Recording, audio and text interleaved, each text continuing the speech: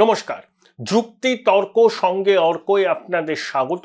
আপনাদের সঙ্গে আমি অর্কপ্রভ সরকার। বাংলাদেশের ইউনূসের সরকার কি উন্মাদ নাকি শয়তান? এর দুটোর মধ্যে একটা।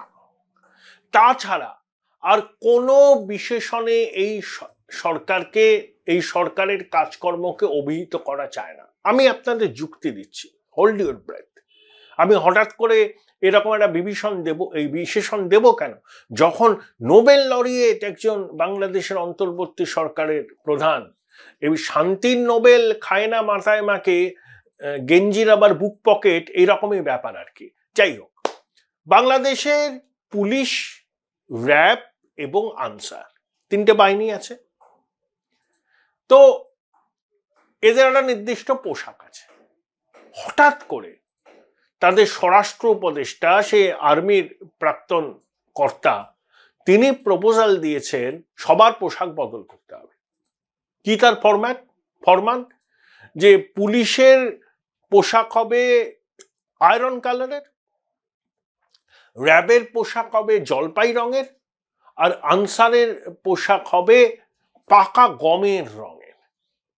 আচ্ছা, বাংলাদেশে পুলিশের সংখ্যা আমার ধারণা 2 লাখ। আনসার আর র্যাবের সংখ্যা কত আমি জানি না। প্রত্যেককে অন্তত 2-3 সেট করে পোশাক দিতে হবে। তো সেই পোশাকের জন্য কত খরচ পড়বে? লজিক কি? পুলিশ, আনসার, র্যাবের প্রতি বাংলাদেশের মানুষের ক্ষোভ মাত্রা ছাড়া, কারণ গণ অভ্যুত্থানে তাদের ভূমিকা বাংলাদেশের মানুষ ক্ষমা করছে না, সেই জন্য তাদের পোশাক পরিবর্তন করতে হবে। পোশাক পরিবর্তন করলে বাংলাদেশের মানুষের মনে এই বাহিনী সম্পর্কে আস্থা ফিরবে এবং বাহিনীরও সাধারণ মানুষের সঙ্গে মিশে কাজ করতে সুবিধা হবে। অক্ষমের কত রকম যুক্তি থাকে। এই ধরনের উর্বর মস্তিষ্ক লোকই বোধহয় ইউনূসের অন্তর্বর্তী সরকারের উপদেষ্টা। একটু গভীরে গিয়ে ভাবুন তো। ধরুন 2 লক্ষ পুলিশ কর্মীর আপনি নতুন করে পোশাক করবেন। 1 সেট পোশাকে তো হবে না, অন্তত 3 সেট পোশাক করতে হবে। তার সঙ্গে বেল, জুতো, মোজা, টুপি, যাই হোক, হোয়াট এভার বেবি, সব লাগবে। খরচাটা কত? বাংলাদেশের সরকার কি অফুরন্ত টাকা আছে যে পুলিশ, আনসার, র্যাবের পোশাক পরিবর্তন করার মতো টাকা তাদের ঘরে আছে যে তারা এটাকে খরচ করতে পারে? 22,500 কোটি টাকার নোট ছাপিয়ে সরকারি কর্মচারীদের মায়না দিচ্ছে। আওয়ামী লীগের সরকার তাদের 15 বছরে 60,000 কোটি টাকার নোট ছাপিয়েছিল, আর এরা 5-6 মাসের মধ্যে 22,500 কোটি টাকার নোট ছাপিয়েছে। ক্লাস 1 থেকে 12 পর্যন্ত ছেলেমেয়েরা বিনামূল্যে বই পায়। 40 কোটি বই দেওয়া হয়, এবার দিতে পারেনি। গ্লোবাল টেন্ডার ফ্লোট করেনি, কারণ গ্লোবাল টেন্ডার ফ্লোট করলেই ভারতের প্রকাশকরা এই বরাতগুলো পায়। বাংলাদেশে মুদ্রণ শিল্প এত উন্নত নয়। আবার মেট্রো রেলের টিকিট ছাপানোর বরাত গেছে ভারতের কাছে। ইউনূসের নাকি অনেক বিদেশি মুদ্রা, সেই বিদেশি মুদ্রার অর্ধেক তো চলে যাবে ভারত থেকে আমদানি যেসব করেছে তার বিল মেটাতে। কি না আমদানি হয়! ওদের বস্ত্র শিল্পের কাঁচামালের 80% ভারত থেকে, ওষুধের কাঁচামালের 30% ভারত থেকে, চিনি, আলু, পেঁয়াজ, টুথপেস্ট, গাড়ির যন্ত্রাংশ সবই আমদানি হয়।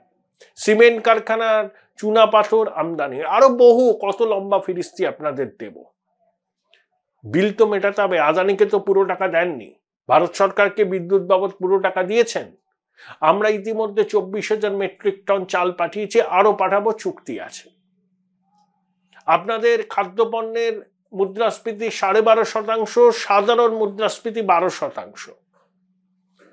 বাংলাদেশের মানুষ 1 কিলো চাল কিনলে আর ডাল কিনতে পারছে না। সাধারণ মানুষের কথা বলছি। বাংলাদেশে মিডল ক্লাস কিন্তু খুব কম। গরিব আছে, বড় লোক আছে, আর গরিবরা আছে। গরিবরা হচ্ছে সব থেকে কি বলবো আর কি, বিপন্ন অবস্থায়। বস্ত্রশিল্পগুলো বন্ধ হচ্ছে। বস্ত্রশিল্প রপ্তানিতে দ্বিতীয় জায়গাটা ভিয়েতনাম বাংলাদেশ থেকে ছিনিয়ে নিয়েছে। বেক্সিমকো, গাজী টাওয়ার্স, প্রাণ গ্রুপ, এসব বড় বড় কনগ্লোমারেটটা যে ঢুকছে। বেক্সিমকো তো 50টা ফ্যাক্টরি বন্ধ হয়ে গেছে। কখনো বলছে পাকিস্তান থেকে যুদ্ধ বিমান কিনবো, কখনো বলছে পাকিস্তান থেকে অস্ত্রশস্ত্র কিনবো। কিন্তু সব থেকে মজার বিষয় হলো যে পুলিশ, র্যাব, আনসারের জন্য নতুন পোশাক চালু করতে হবে এরকম ফরমান দিয়েছেন অন্তর্বর্তী সরকারের স্বরাষ্ট্র উপদেষ্টা। এটাকে যদি আপনারা খুব হালকাভাবে নেন, খুব মজা পান, সেটা আলাদা বিষয়। আমার মতে এর পিছনে আর্থিক লেনদেনের গন্ধ আছে। যারা এই পোশাকের বরাতটা পাবে তারা এমনি এমনি পেয়ে যাবে। ওই উপদেষ্টাদের কোনো কাকা, ভাইপো, বন্ধু তারাই তো বরাতটা পাবে, এবং যাকে বরাত দেওয়া হবে তাকে বড় মাত্রায় উৎকোচ দিতে হবে। যিনি বরাত দেওয়ার মূল মাথা তাকে। ইতিমধ্যেই এই উপদেষ্টারা দালালি শুরু করেছেন, ব্যবসায়ীদের হয়ে দালালি করছেন, মোটা টাকা কাটমানি নিচ্ছেন। Join Indian Institute of Hotel Management now. Right choice, right decision. এই যে বৈষম্য বিরোধী ছাত্ররা রূপায়ণ টাওয়ার ঢাকায় যেখানে অফিস করেছেন, অত্যন্ত পশ এরিয়া, সেই অফিসের ভাড়া কত হতে পারে? অনেকে এখন সরকারি প্রোটোকল নিয়ে ঘুরছেন, বড় বড় গাড়ি, লেটেস্ট মডেলের আইফোন, অনেকের হাতে ওমেগা ঘড়ি। কোত্থেকে পেলেন? কে আপনারা? কি আপনাদের বংশ পরিচয়? লুটে পুটে খাচ্ছে এরা। আর এগুলো থেকে নজর ঘোরাবার চেয়ে সব থেকে সহজ উপায় কি জানেন? ভারত বিরোধিতা। সীমান্তে সর্ষে ক্ষেতের মধ্যে বিজিবি বাংকার করছে, কিছু কিছু সংবাদ মাধ্যম হইচই করছে, এই বুঝি ভারত আক্রমণ করলো। অর্থাৎ বিমান কেন, অস্ত্র কেন, কাটমানি খাও। যখনই এসবের বরাত দেয়া হয় তখনই দালাল চক্র সক্রিয় হয়। ব্যুরোক্র্যাট, পলিটিশিয়ান, সেনাকর্তা প্রত্যেকের পকেটে টাকা যায়। এবার নতুন সংযোজন হয়েছে ছাত্ররা। ইউনূসও এর থেকে খুব ব্যতিক্রম নয়। ও ঘুষখোর, সুদখোর এবং কোরাপ্ট। নরওয়ে সরকার একটা ডকুমেন্টারিতে জানিয়েছিল নরওয়ে সরকারের সরকারি অর্থ তছরূপ করেছিল ইউনূস। এই নোবেল পাওয়ার পরেই খবরটা সামনে এসেছিল।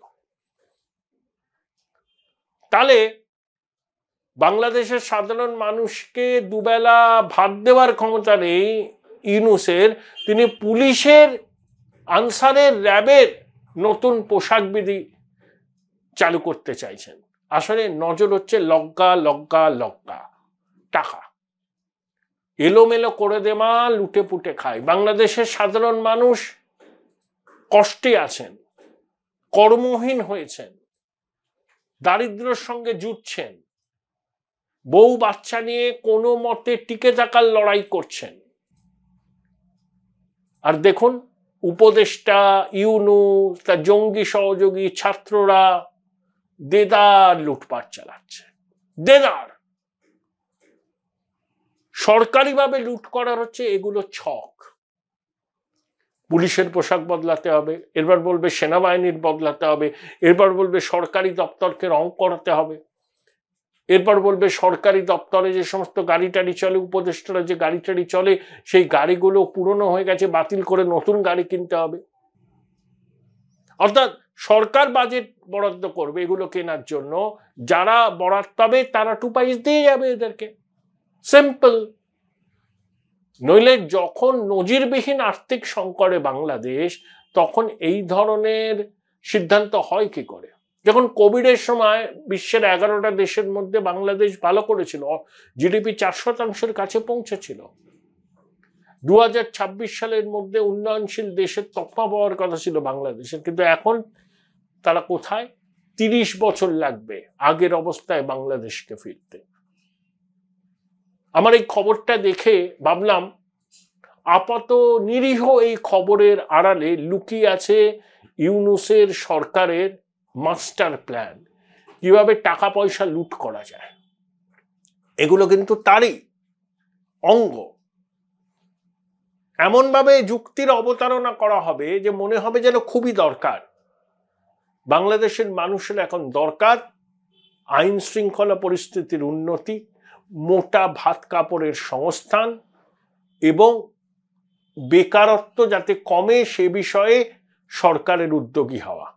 পুলিশ, আনসার, র্যাবের পোশাক পরিবর্তন এই মুহূর্তে খুব একটা গুরুত্বপূর্ণ বিষয় বলে কেউই মনে করেন না। করেন শুধু ইউনূস, তার শয়তান সহযোগীরা।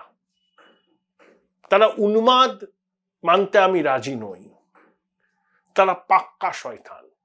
তারা সুযোগ খুঁজছে কিভাবে বাংলাদেশের সম্পদ লুট করা যায়, কিভাবে বাংলাদেশের সাধারণ মানুষের টাকা লুট করে নিজেদের ব্যাংক ব্যালেন্সকে স্ফীত করা যায়। বাংলাদেশের সাধারণ মানুষ আশা করি এই উপদেশটা, এই অন্তর্বর্তী সরকারের পিছনের শক্তির আসল মতলব কি সেটা এতদিনে বুঝতে পেরে গেছেন। যদি এখনো আপনারা না বোঝেন তাহলে সখাত সলিলে ডোবা সময়ের অপেক্ষা মাত্র। এই শয়তান বা উন্মাদদের কবল থেকে বাংলাদেশের মানুষ কবে মুক্তি পাবেন? আমার উত্তরটা জানা নেই। উত্তরটা ঠিক করতে হবে বাংলাদেশের মানুষদের।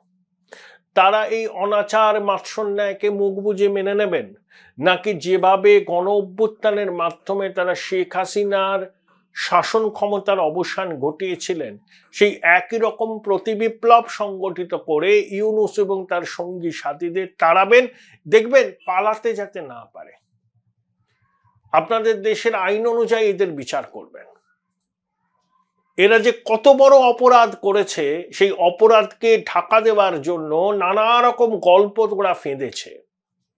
এদের লক্ষ্য হলো বাংলাদেশকে একটা জঙ্গি রাষ্ট্রে পরিণত করা, যেখানে শরিয়া চালু হবে, বিচারের নামে প্রহসন হবে, শরিয়াতে যে শাস্তির উল্লেখ আছে সেগুলো লাগু হবে, মহিলাদের ঘরের কোণে আটকে রাখা হবে, ধর্মীয় সংখ্যালঘুদের মেরে অত্যাচার করে দেশ ছাড়া করা হবে, তাদের সম্পত্তিকে দখল করা হবে এবং বাংলাদেশের মাটি থেকে বৃহৎ প্রতিবেশী ভারতের বিরুদ্ধে সন্ত্রাস কাজকর্মে মদত দেওয়া হবে। এটাই কিন্তু এদের ঘোষিত লক্ষ্য।